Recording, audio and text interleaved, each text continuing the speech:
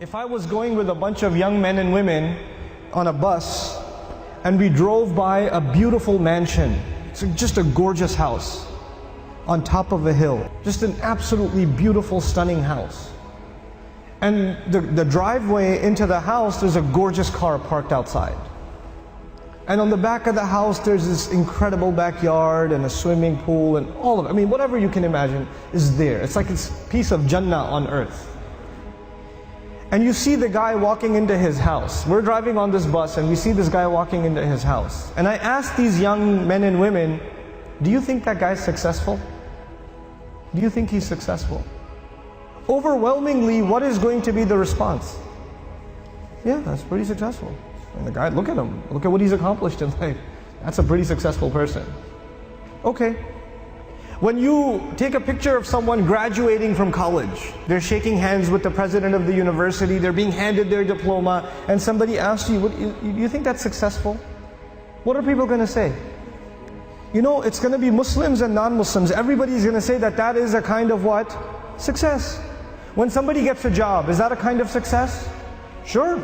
We congratulate people when they get a job. When somebody buys a house, when somebody starts a business, when somebody gets a new car, when somebody gets married, when people accomplish things in life, then we celebrate them because these are different kinds of small and big successes. Isn't that true? So the bus keeps driving and we see a man, a homeless man, who's living in a cardboard box on the street. And he looks like he's wearing clothes from a couple of years.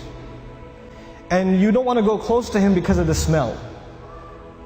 And I ask my students, do you think that guy's successful? What do they say? They say he's not successful.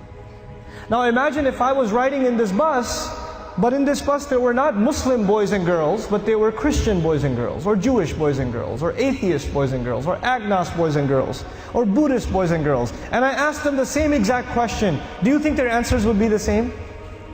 Yep, their answers would be the same. That's the problem.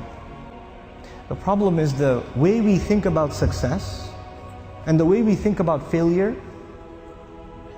For Muslims, it's supposed to be different.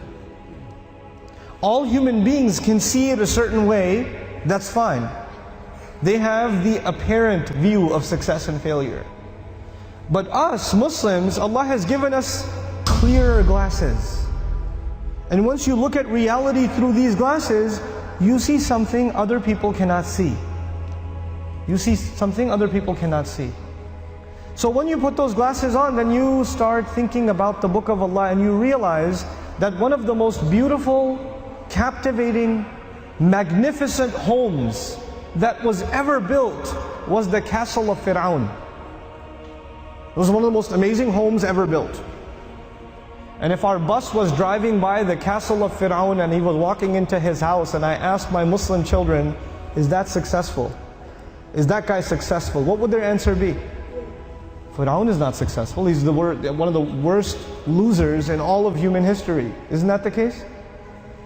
What was the second kind of person we ran into? There was one guy walking into a mansion. What was the other guy? He was a homeless guy. Okay. Ibrahim alayhi salam was kicked out of his house. He was told to leave the house. So he's homeless. Well, was he successful?